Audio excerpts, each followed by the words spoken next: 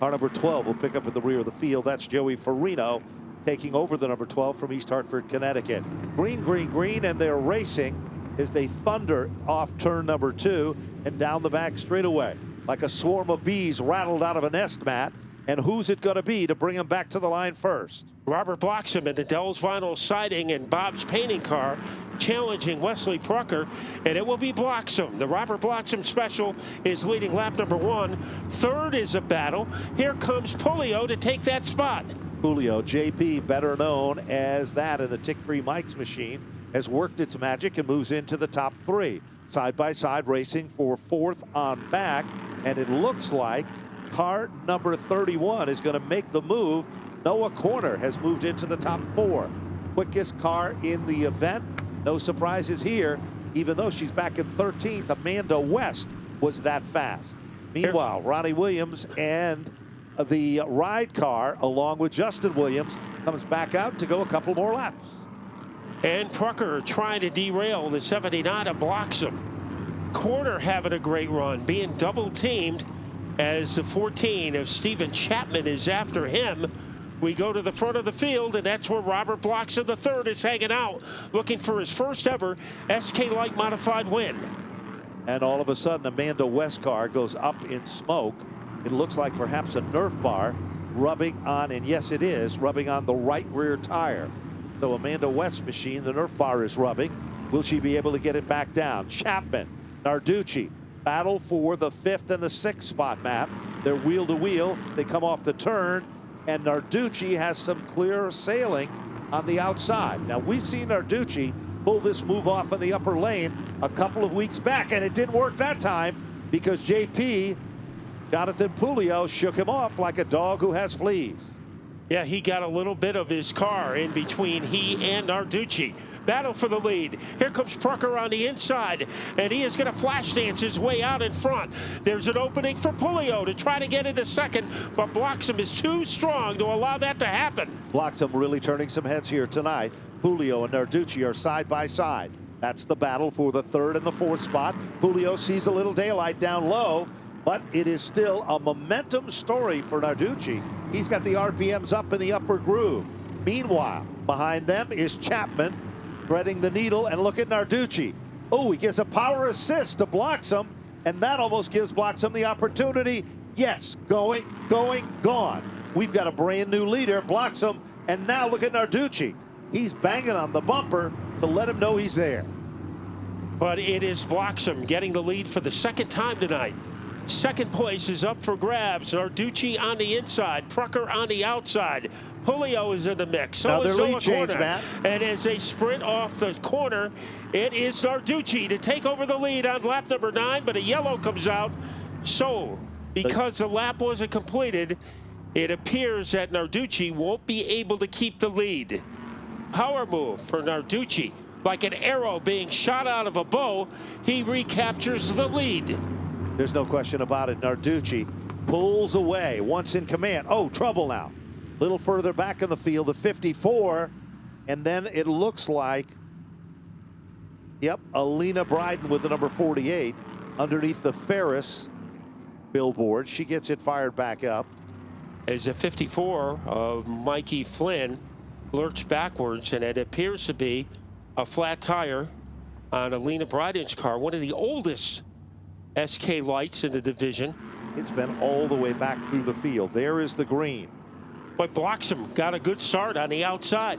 Let's see if he can maintain his momentum. He can't, and now he's on the verge of losing second to Wesley Prucker as Narducci rumbles out in front. Well, there's no question about it. As you look back through the field, off the turn, as they come off turn number 4 and work their magic back to the line, Prucker has moved back in the second. Now, we said before that Joey Farino was going to run the other car in the feature. They were able to fix his car, and he did make it back out with the number 87 car. Let's see what's going to happen now as the 31 of Noah Korner is now challenging with the Bloxham machine as they come off the turn. And all of a sudden, JP, Jonathan Pulio, he has found a different line and a different strategy to get around this racetrack as well. Yeah, he made a lane change and darted right in front of Joey Farino. That Farino car, much better on the inside. than it is on the outside groove. A huge lead has been carved open by Narducci. Here comes Korner, and Korner is able to steamroll his way into second. Third is up for grabs. Prucker has hold of that position right now, and he's going after Noah Korner. Well, there's no question about it. He continues to work, and now all of a sudden it's almost like Prucker will literally back out of it for a few seconds, then pull it back into line. Trouble now. Buckeye, last week's feature event winner, and the number 54 machine of Mikey Flynn come together. Buckeye is stuck on the front straightaway on the infield. The 54 of Flynn will make it back out under its own power. And we are going to be stuck on lap number 13 as the yellow comes out with Brian Narducci in the lead. Off the turn, there's the green flag. Oh, Prucker gets a little bit out of shape, and the outside lane looks racy, but Prucker gathers it back. As they come off the turn, Korner's back up to second. Chapman's up to the top three and on the podium. Jonathan Pulio in the fourth spot. He's got Prucker and a gaggle of cars to follow him. And Prucker tried to get inside Pulio. He couldn't make it happen. Alexander Pearl has moved up to the mainstream in car number 7 as he's trying to tap dance his way around Prucker in that fight. Narducci has a healthy lead, but things are hectic behind him. There is chaos between Prucker and Chris Matthews and Alexander Pearl. Chris Matthews has come from the wilderness to move into the top 9. Well, Matthews had a problem with the motor. He set out several weeks. They got it dialed back in. Alexander Pearl is right there with him. Bloxham is still there, and Hodgson, the point leader. This could change the points, Matt, considerably, as Hodgson is trying to get to the front of the field, but he is stuck in traffic. 16 laps of 20. Narducci on top of his game here tonight. Hodgson did have an 18-point lead over Noah Korner. Korner currently running in second, so he has a chance to make up some ground.